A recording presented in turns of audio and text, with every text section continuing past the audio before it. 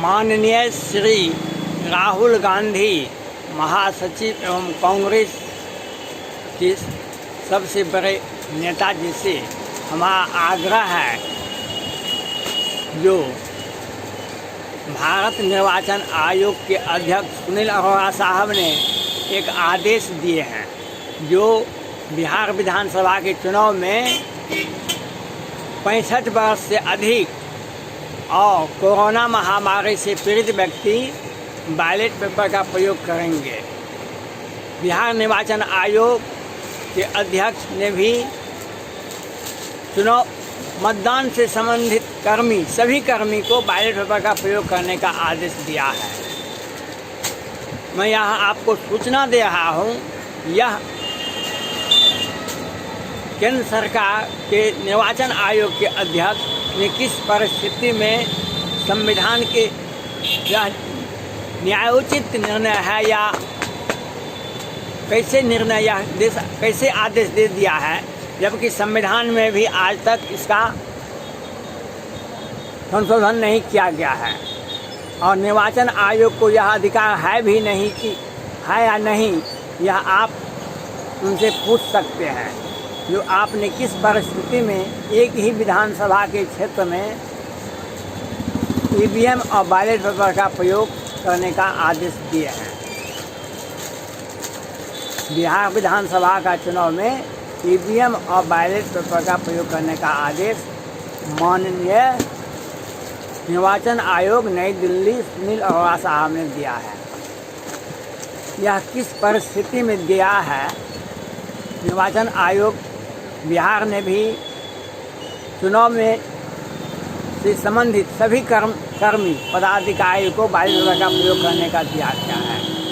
गत बिहार विधानसभा का चुनाव में इसी तरह का बात हुआ था, जो मतदान से संबंधित सभी कर्मी बैलेट पेपर का प्रयोग करते थे और बिहार विधानसभा के चुनाव के मतगणना में भारी अफरा तफरी विस्फोटक स्थिति हर मतदान केंद्रों पर हो गया था। ईवीएम से कोई जीत जाता था और बैलेट पेपर वाला बक्सा से कोई और जीत जाता था। यह शिवहर में, राघोपुर में और 25 विधानसभा में अराजक की स्थिति पैदा हो गई थी और यह किस परिवेश में किस पक्ष को खुश करने के लिए निर्वाचन आयोग नई दिल्ली ने यह आदेश दिया। यह आदेश आप सब दिन से सत्ता में रहे हैं, इस तरह का आदेश आज तक नहीं देखा गया है। 5 साल पर लोकसभा का चुनाव होता है, भारत के सभी राज्यों में विधानसभा का चुनाव होता है, लेकिन इस तरह का आदेश आज तक KPS Gill, TN Seshan, KG. Rao साहब आज तक ने किसी ने भी नहीं दिया। एक से एक प्राकृतिक आपदा, भूकंप, किसी दूसरे देश से युद्ध के बीच में भी भारत में चुनाव संपन्न होते रहे हैं और हर चुनाव में एक ही बैलेट पेपर का प्रयोग या ईवीएम का प्रयोग होता आ रहा है। लेकिन वर्तमान में केंद्र सरकार में एक सोची समझी साजिश के तहत निर्वाचन आयोग, जब बिहार से एक आदमी ने सुप्रीम कोर्ट में मामला दायर किया था, उसके सुप्रीम कोर्ट ने कहा कि हम चुनाव होगा, इसमें कोई आपत्ति नहीं है, कोरोना महामारी के चलते हम चुनाव को नहीं रोक सकते हैं। निर्वाचन आयोग ने पहले ही अपनी मंशा को स्पष्ट कर दिया था, कोरोना महामारी फैल भी जाता है, बढ़ भी जाता है, तो भी चुनाव, बिहार विधानसभा का चुनाव समय पर ही होंगे, क्योंकि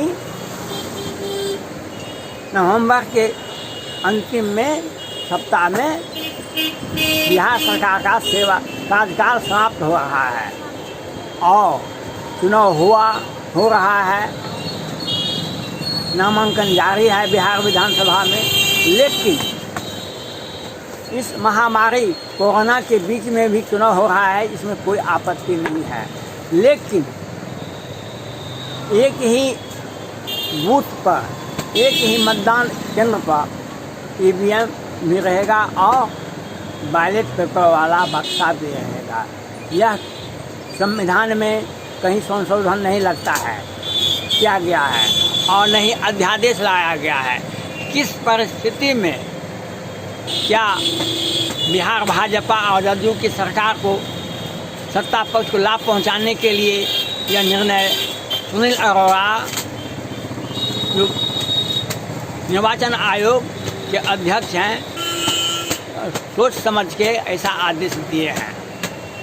यह आदेश उनको देने का अधिकार है या नहीं, यह आप जांच सकते हैं। इसलिए हम माननीय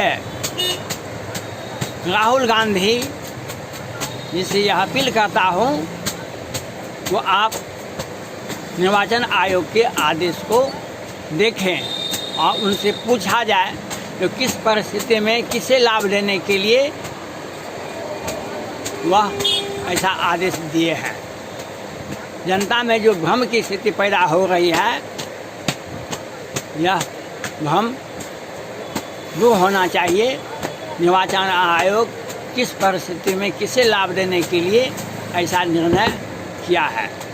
बिहार विधानसभा के बिहार निर्वाचन आयोग के अध्यक्ष ने भी चुनाव से संबंधित सभी कर्मचारियों को बैलेट पेपर प्रयोग करने का आदेश दिया है और मतगणना केंद्रों पर ईवीएम से कोई प्रत्याशी जीत जाता है और बक्सा जब खुलता है दूसरा प्रत्याशी जीत जाता है। यह सरकार, बिहार सरकार का निर्वाचन का यह हाल है।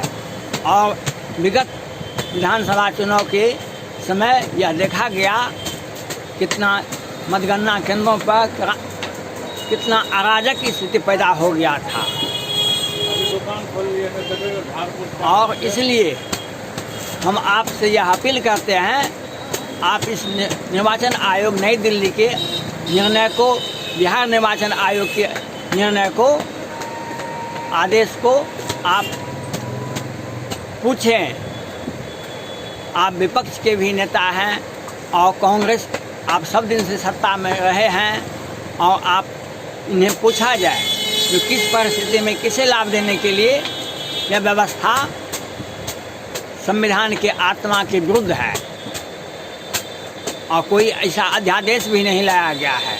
इसलिए माननीय श्री राहुल गांधी जी को यह मैं सूचना दे रहा हूँ, यह निर्णय क्या आप जांच करवावें और केंद्र सरकार से यह पूछें, निर्वाचन आयोग से यह पूछें, आपने किसे लाभ देने के लिए यह पहली बार भारत में एक नया नियम बनाने का प्रयास किया है। धन्यवाद।